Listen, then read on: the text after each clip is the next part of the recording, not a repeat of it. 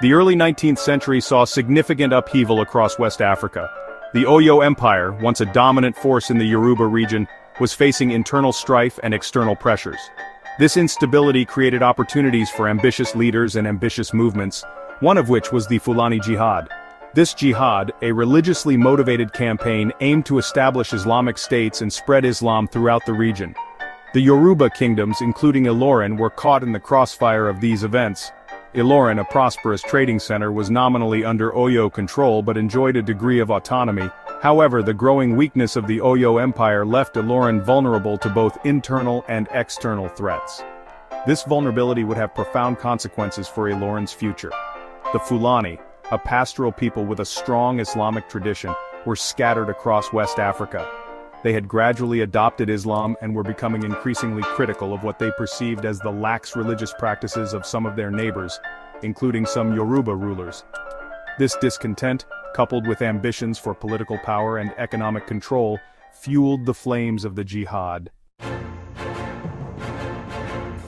Amidst the turmoil of the early 19th century, a pivotal figure emerged in ILORIN Afanja.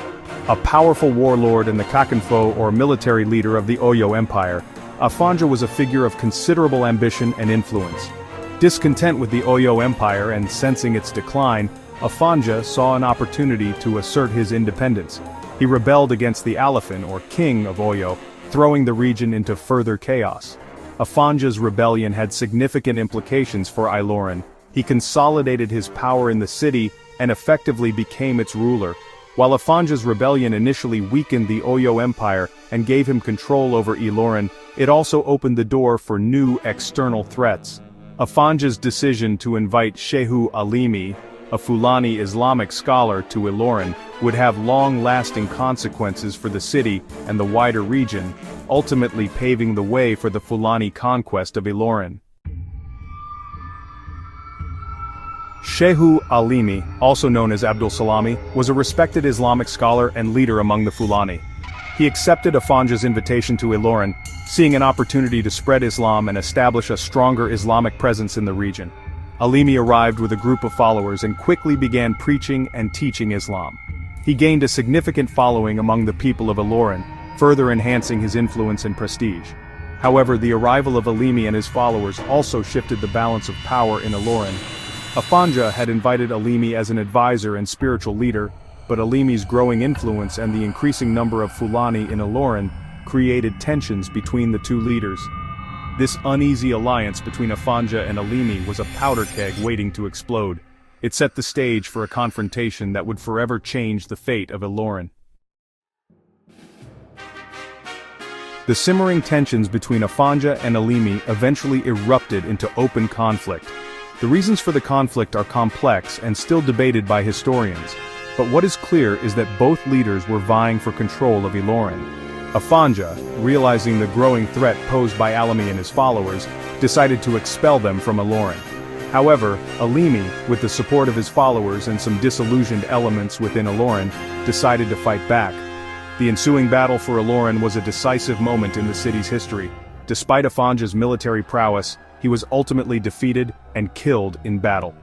The Fulani victory can be attributed to a number of factors, including their superior military strategy, internal divisions within Afanja's ranks, and the support they received from some segments of ILORIN's population who saw Alimi as a righteous leader. The Fulani victory marked the end of Afanja's rule and ushered in a new era for ILORIN. The city, once a part of the Yoruba Empire, was now under the control of the Fulani. Section 5. The Rise of the Emirate, a New Order in ILORIN. Following their victory, the Fulani, under the leadership of Shehu Alimi's son Abdul Salami, who succeeded his father after his death shortly after the battle, established the ILORIN Emirate. This marked a significant shift in the political and religious landscape of the region. The ILORIN Emirate, modeled after the Sokoto Caliphate, became a powerful new state. The Emir, as the supreme leader, held both religious and political authority, ruling according to Islamic law, or Sharia. The establishment of the emirate had profound implications for ILORIN's governance. Traditional Yoruba institutions were replaced or significantly altered to align with the Islamic system. The emir appointed officials to oversee various aspects of administration, including taxation, justice, and religious affairs.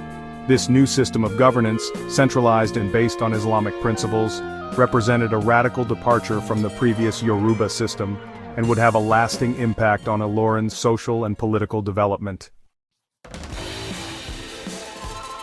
Section 6. Consolidation of power, the Emirate's expansion. The ILORIN Emirate, once established, embarked on a campaign of expansion and consolidation. The Fulani, now a formidable military force, launched expeditions into the surrounding Yoruba kingdoms, seeking to expand their territory and influence. These campaigns were met with varying degrees of success. Some Yoruba towns and cities were conquered and incorporated into the Emirate, while others offered stiff resistance or entered into uneasy alliances with the Fulani. The expansion of the ILORIN Emirate had significant consequences for the Yoruba people. Many Yoruba were displaced from their homes, while others were forced to pay tribute to the Fulani rulers. The rise of the ILORIN Emirate also contributed to the fragmentation of the Yoruba kingdoms, further weakening their ability to resist Fulani expansion. It was a period of great upheaval and transformation for the entire region. Section 7. The Yoruba response, resistance and accommodation. The Fulani conquest of ILORIN and the subsequent expansion of the Emirate were not met with passive acceptance by the Yoruba people.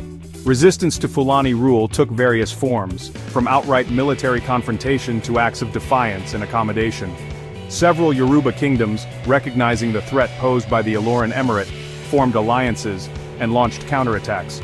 The Ibadan army, in particular, emerged as a formidable force, engaging in a series of protracted wars with ILORIN that would shape the geopolitics of the region for decades to come. While some Yoruba communities resisted Fulani rule militarily, others adopted strategies of accommodation. This could involve paying tribute, acknowledging the emir's authority, or converting to Islam. These different responses highlight the complex and often pragmatic ways in which the Yoruba people navigated the challenges of Fulani expansion. Section 8. A lasting legacy. ILORIN's unique identity. The Fulani conquest of ILORIN in the early 19th century had a profound and enduring impact on the city. It led to the emergence of a unique identity for ILORIN, one that blended Yoruba and Fulani traditions and Islamic and pre-Islamic practices. ILORIN became a major center of Islamic learning and scholarship in West Africa. The Emirate invested in mosques, schools, and libraries, attracting students and scholars from far and wide. This contributed to the development of a distinct ILORIN Islamic tradition, one that was influenced by both local and external factors. The Fulani conquest also had a significant impact on ILORIN's social and cultural landscape. The introduction of Islamic law and customs, the influx of Fulani migrants, and the interactions between different ethnic and religious groups led to the emergence of a hybrid culture. This fusion of traditions is reflected in ILORIN's music, art, cuisine, and daily life. Section 9. Conclusion, Reflections on a Complex Past. The Fulani conquest of ILORIN is a complex and multi-layered historical event with far-reaching consequences. It marked a turning point in the history of the city and the wider Yoruba region, leading to the emergence of a new political order, the spread of Islam, and the creation of a unique cultural blend. While the conquest was a period of conflict and upheaval, it also laid the foundation for ILORIN's development as a major center of Islamic learning, commerce, and culture. The legacy of the conquest is still evident in ILORIN today, shaping the city's identity, social fabric, and relationship with its neighbors. Understanding the Fulani conquest of ILORIN is essential for comprehending the historical forces that have shaped modern Nigeria.